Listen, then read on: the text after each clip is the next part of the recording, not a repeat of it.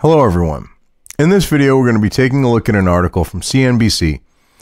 Now this was published on February 27th, so I'm a little behind on it, but I saw this and I felt that I needed to cover it. It's written by Kate Rooney. So anyway, there's been a mysterious surge in $100 bills in circulation, possibly linked to global corruption. No, this is about painting that being the case when it isn't. See, the left, especially the globalist types and that, they want to get, and well, besides them, banks,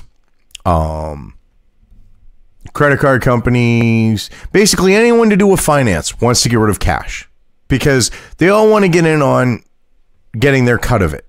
Because the idea is if you get rid of cash and you have to use, say, credit cards or debit cards, someone's getting a cut of that. So they're getting a cut out of the transaction. They're being leeches off of it.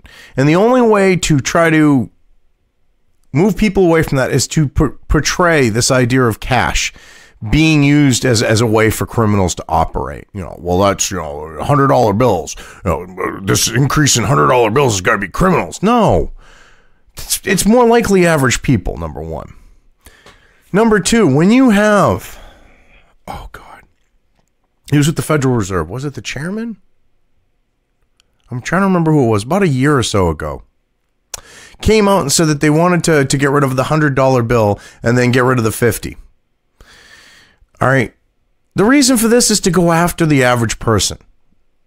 Plain and simple. And I love how their third bullet point down here kind of goes along with why they would want to get rid of it. Especially governments, because... Besides, these banking cartels that are making their cut and credit cartels that are making their cut off of transactions. So anyway, look at their key points. The number of $100 bills in circulation has, quote unquote, I'm saying quote unquote on this note, skyrocketed in the past decade. Because what is skyrocketed? Also look at the fact of in that decade, Obama printed a shit ton of money. That might be also, part of the reason why.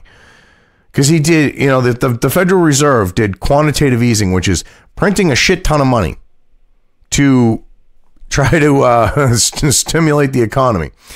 So in doing that, they obviously are going to print $100 bills. Now, people are going to try to keep on holding on to $100 bills, especially in an unsure economy. And we're talking a decade. So we're talking, the 2008, 2009 era, after the housing bubble and auto industries issues and all that.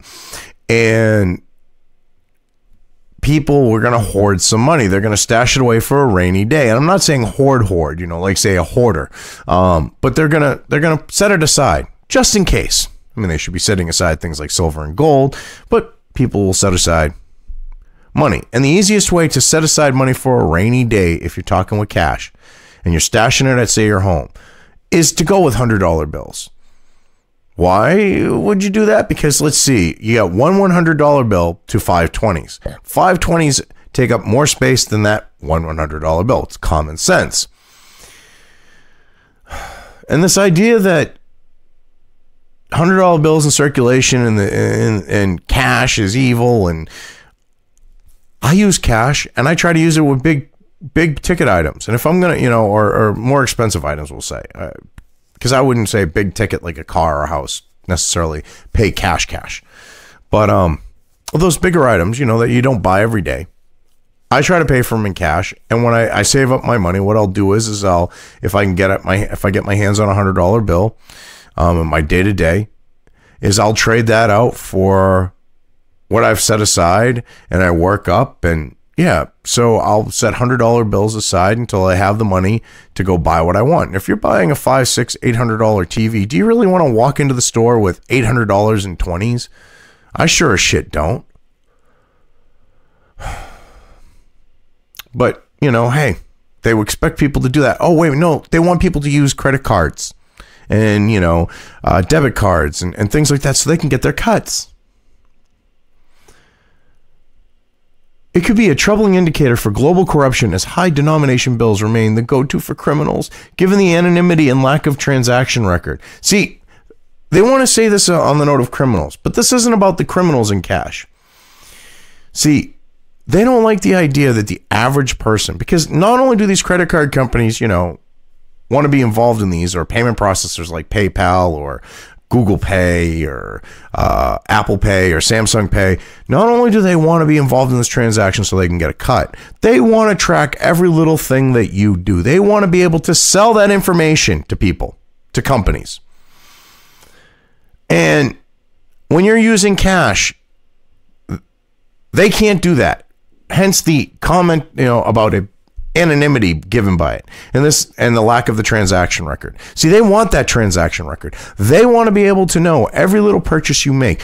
They want to make it so that they have that information. They want to make it so that the government can know every little transaction you make. That is the path to authoritarianism, if you ask me. Personally, that's how I see it. That's why I'm covering this. There's certainly enough evidence to say it is an enabler of corruption. Really? What's your evidence? There is no actual evidence, but it's also a way for people to keep assets outside of the financial system, says Nicholas Colas, co-founder of Data Trek Research. Well, Nicholas, dude, sorry, but when you have your second half say that it's to keep, that people use it to keep their assets outside of financial institutions, that's the main thing. You're using the first half of that to try to legitimize your position, but then you give up your true thing behind it, which is the fact that it keeps people's lives out of the financial system. They're able to conduct business without you guys involved getting a cut. They're able to conduct business without the government up their asses. Because heaven forbid someone takes something that they've already paid tax on, like a car, have it depreciate, and then sell it and then have to pay tax on it again. I mean, to me, you've already paid your, like with Massachusetts, I don't know what they call it in other states where they collect the sales tax when you register the vehicle. But Massachusetts, they call it an excise tax. It's a sales tax. That's basically what it is. The excise is just to give it a different name, because they actually used to do sales tax on cars. And they would expect it to be charged on cars with people, say, from New Hampshire going there and buying a car. They would expect people from New Hampshire who could buy a car in New Hampshire and not pay the sales tax to pay the sales tax in Mass. And the car dealers went, whoa, whoa, whoa, we're losing business. Because they actually did enact it for a short period of time, if I remember correctly. And car sales plummeted in the States. So they said, oh, we got to add the tax on the registration. It's still a sales tax. But see, they expect people in private sales to collect sales tax. They expect people in private sales to report, at income, like with state income tax or federal income tax. And they don't like the fact that people doing cash, can circumvent that. Cash is king. And they don't like that. They want to dethrone him. They want to dethrone the king. Anyway, the amount of $100 bills in circulations is surging, and it's leaving some economists scratching their heads. Yeah, because these economists are like the ones who probably made predictions that we're going to transition to digital currency, and yet you have these $100 bills out there that are being used in the middle of, for transactions between individuals. The number of outstanding U.S. $100 bills has doubled since the financial crisis, with more than 12 billion of them across the world, according to the latest data from the Federal Reserve. C-notes have passed $1 bills in circulation. Deutsche Bank chief international economist Torsten Slock said in a note to his clients this week. Now, they just proved my point. A lot of these $100 bills were printed during the quantitative easing time of Barack Obama's presidency. Like at the end of Bush and into Obama. And then during his 8 years, they did it again. So you've got all this money that was printed. They're not going to print fives and ones. They're going to print a lot of hundreds. Now, little graph here. The volume of $100 bills outstanding has doubled since the financial crisis, and there are now more $100 bills as of December 31st of each year. So, okay, I just wanted to figure that out. So now your $100 bills, this is funny. Right here, it goes and just surpassed it. This is because of them printing them and them not going back to the Federal Reserve Bank and getting destroyed and being used for transactions and such. See, another thing is a bunch of this money is going from bank to bank. It's out there in circulation in general. It's not like people are necessarily hoarding this money. Banks have more money on hand. They're going to need more hundreds. In part because the economy is doing better. People are spending more money. They're not using their credit cards. They're able to pay cash because the economy is doing better. And they're going to need more cash on hand for that note as well. See, I don't want to talk about these things. And I mean, you look, the $2 bills. I mean, are those even still a thing? Why would you even put the $2 bill here? And then 50s, I would have expected a few more 50s out there in all honesty.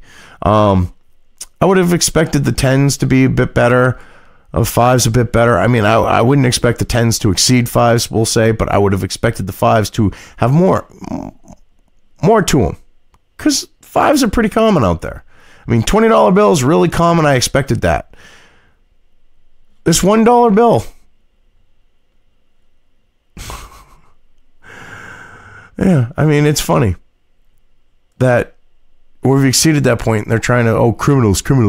They're trying to make all these excuses. They don't want to admit the real reason for it. It's also the fact that people are now realizing that these companies are tracking us with every little thing. And they don't want to necessarily have every little bit of their lives, like their shopping, tracked as well. So that's another reason why this money's out there. See, there's a lot of different factors to this. They're just trying to bring it down to one simple one so they can demonize it and go criminals. It's not going to work, though.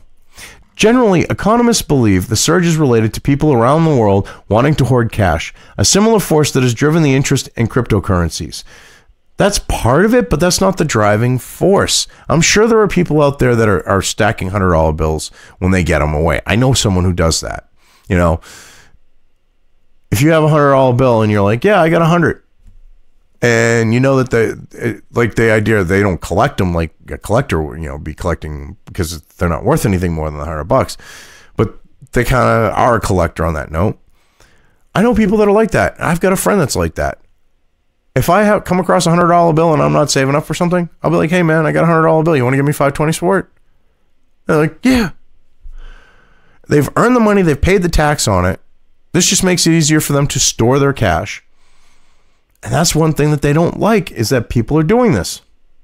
And they compare it to cryptocurrencies because that's kind of the same boat on people wanting to get out of the credit card setup. They want to get out of people tracking them on their finances. High denomination, high value currency notes have historically been a preferred form of payment for criminals, given the anonymity, lack of transaction record, and a relative ease with which they can be brought across borders. Bullshit. Bullshit. I'm calling bullshit here. Because you can only bring $10,000 out of the United States. You can only bring 10 grand into the United States. That's not a lot of money these days. It truly isn't. So I don't know how the hell they're having ease that they can be brought across borders, unless you're talking about illegal border crossings, which if you want to solve that, build Trump's wall. Huh? That would stop cartels from sneaking money across the border back into Mexico and then further and further south to like Colombia and Peru and shit. Oh my God. Huh. And this idea of giving the anonymity. What's wrong with anonymity? Why the hell can't I go out and buy something and keep it private? That's my personal business. And this idea of lack of a transaction record.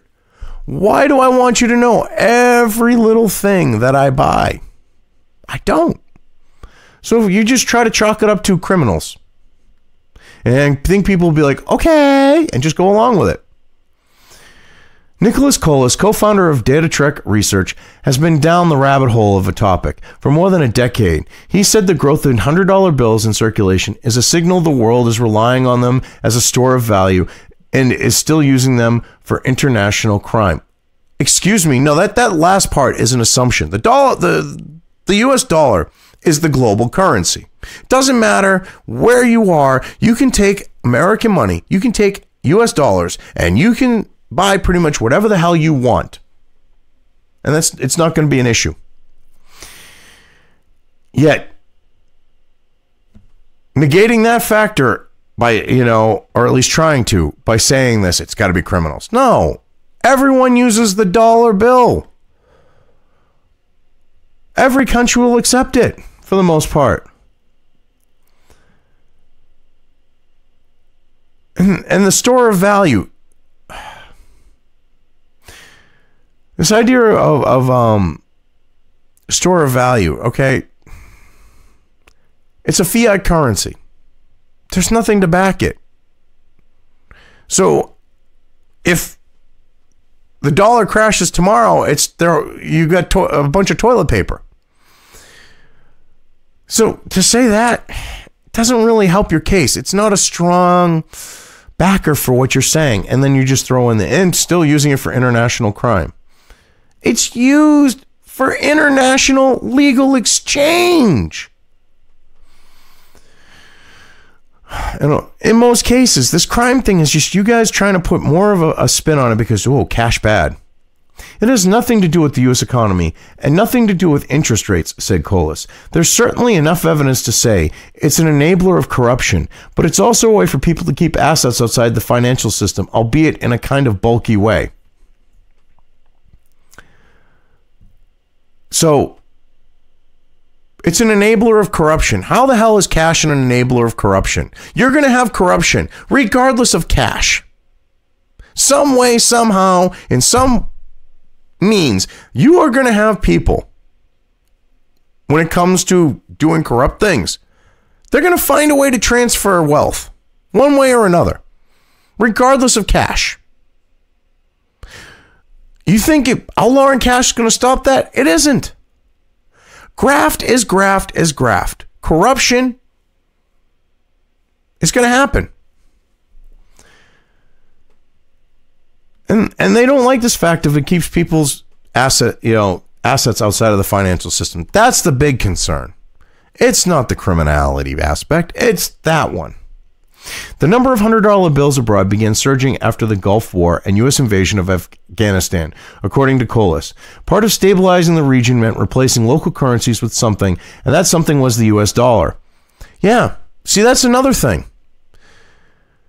And on top of this, you had U.S. troops literally bringing pallets of the stuff in for these warlords in like Afghanistan and even in Iraq, like these corrupt generals and stuff, like bribing them with it, pallets of the stuff.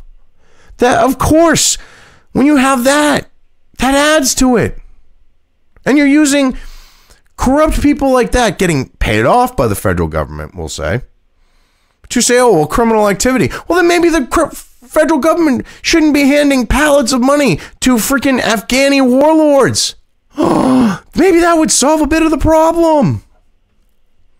Those larger bills also have a longer shelf life than any other form of U.S. cash.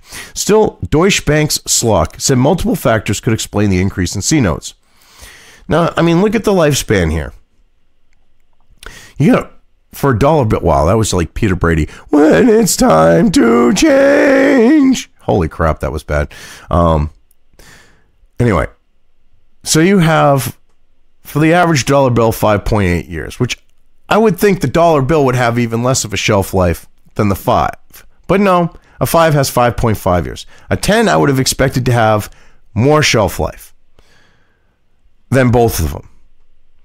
Because I would expect this to be like incrementally going up. But then, $20 bills have 7.9 years, a 58.5, and a $100 bill 15 years. Well, the reason why because people hold on to $100 bills. That's another reason to this that they want to leave out, because people will put $100 of bills away, like, in an envelope, under a mattress, hidden in a closet, taped up under the bottom of their desk. Wow, I'm giving away a lot of good hides. One really good hide, like the taped up under the bottom of the desk. But Yeah, people will do that with money. And that's one reason why $100 bills last as long as they do. See, part of that time frame is added on by the generation that went through the Great Depression. Because a lot of them would put money away. And what they would do is they would trade it up for $100 bills. And they would stash that away because it's easier to stash a $100 bill than, say, 50s or 20s. Or, because I mean, you know, for every 100, you get 2 50s and 5 20s and so on and so on. And they kept them out of circulation for a very long time. So that adds on to it. And then they still have a lot of life left into them. So that's one reason why when you have people doing stuff like that, you have such a long period on $100 bills.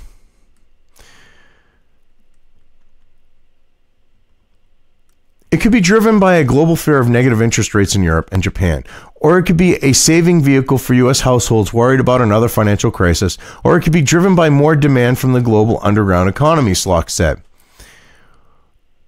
See, he's got to keep throwing in this underground economy, the crimes and all that. An underground economy, his choice of words there isn't necessarily like the crime stuff, but he's trying to imply that.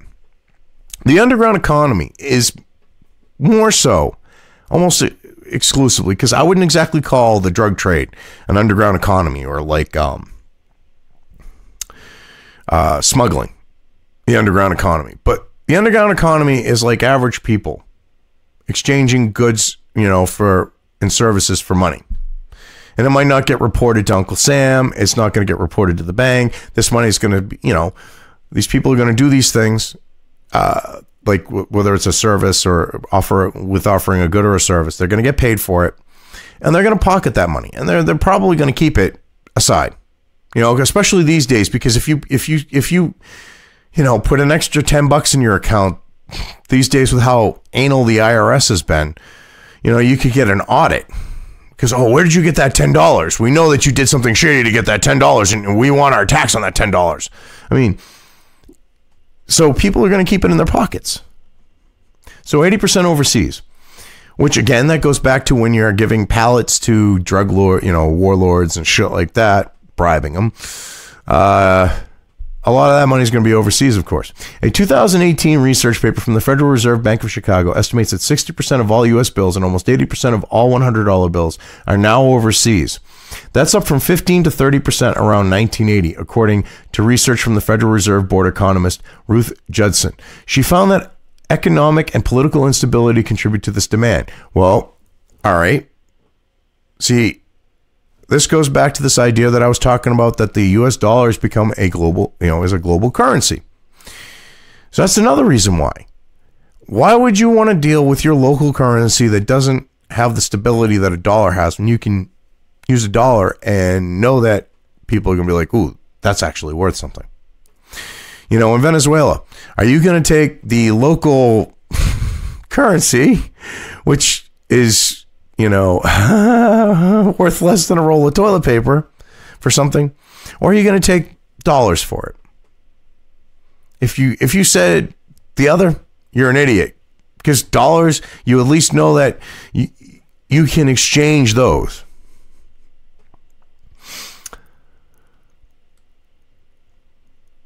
She found that economic and political instability contribute to this demand. Well, that's what I'm saying. Exactly what I'm saying. That's why I wanted to bring this up, talk about this article. Is they're literally trying to portray this as a different situation where it's like criminality and all that, but they're not looking at the global picture, like stability in these other countries, and like, say, Venezuela, where a dollar is going to get you way more stuff at a fairer price than the local currency. Yeah, so projecting future demand for U.S. currency is challenging and depends on how quickly the economy grows, interest rates, new payments technologies. It should be new payment technologies, and on whether people in other countries continue to see U.S. dollar bills as a useful asset. All factors that are, to say the least, uncertain, according to Chicago Fed. Well, yes and no. The U.S. dollar bill will still be seen as a useful asset by other people in other countries. That's a given. I mean, cryptocurrency in the long term could change that. BRICS might have an effect on that. But for the time being, for the foreseeable future, things are not about to change on that note. A surge in digital payments may be contributing to the lessening demand for lower denomination bills.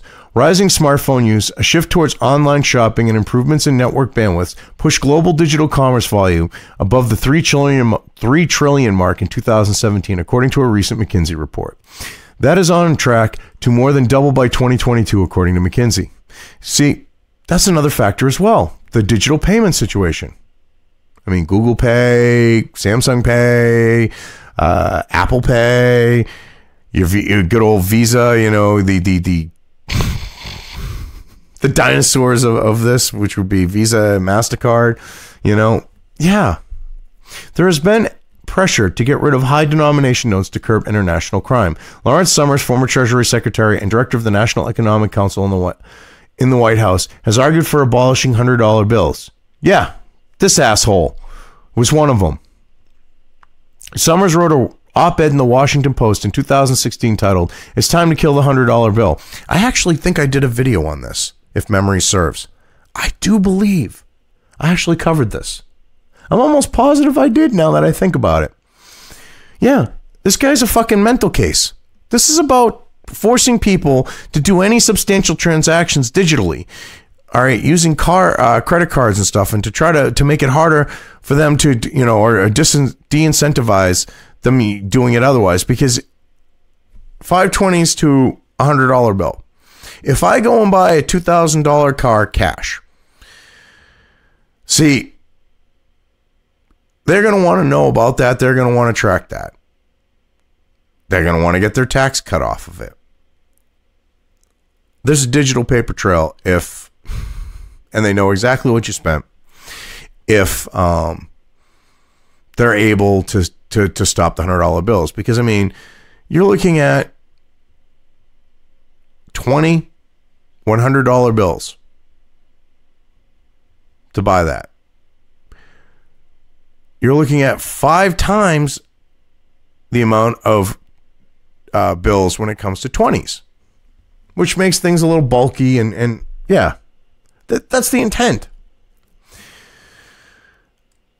A moratorium on printing new high denomination notes would make the world a better place, Summers said, citing its potential for crime. A moratorium on printing new... All right. I just don't get that. Why? Here's a step that will represent a global contribution with only the tiniest impact on legitimate commerce or on government budgets.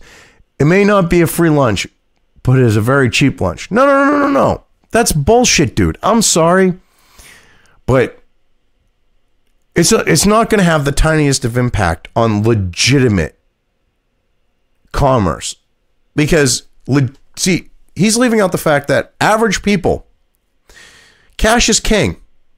It's going to make it hard for someone to go buy something with cash that's a legitimate purchase. And he knows this, but he's trying to play it down. Oh, the tiniest, just the slightest little bit of an impact, just the slightest little inconvenience on legitimate commerce. Bullshit.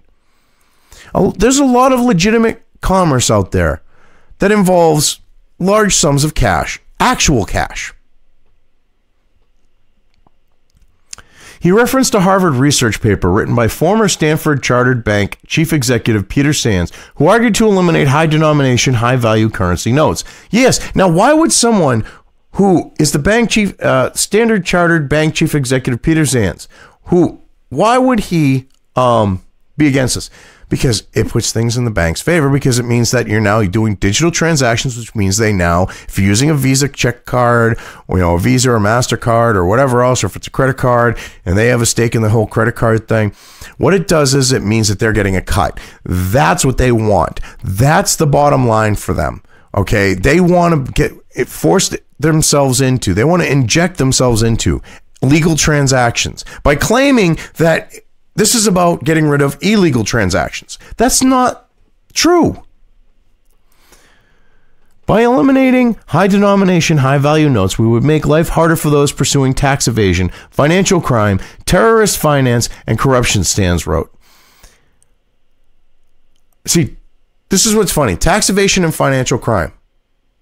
What they're talking about is, see, they're trying to make it sound like this is a like crime organization crap. No, tax evasion and financial crime.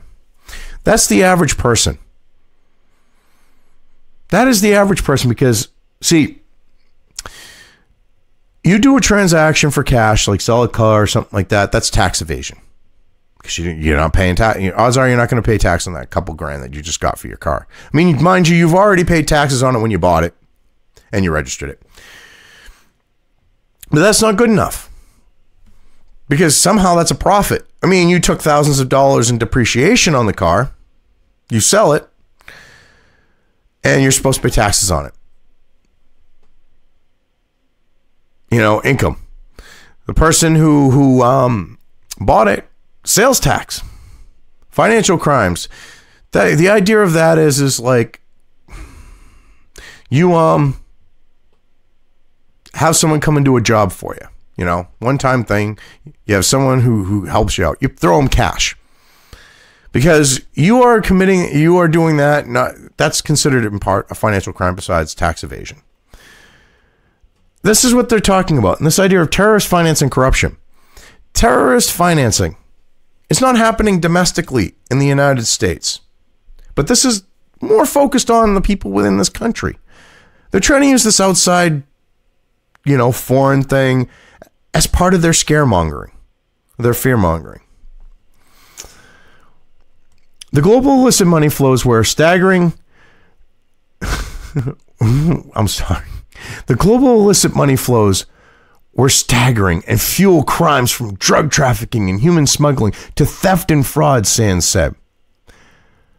Well, you want to cut down on human trafficking, at least in regards to the United States, build the border wall. Then you got no reason for the coyotes to try to bring people across. If you got a wall across the whole border, they can't do it. Boom. No need to worry about that little business enterprise. And it would solve you. See, it isn't money that's being the problem here. It's these other factors.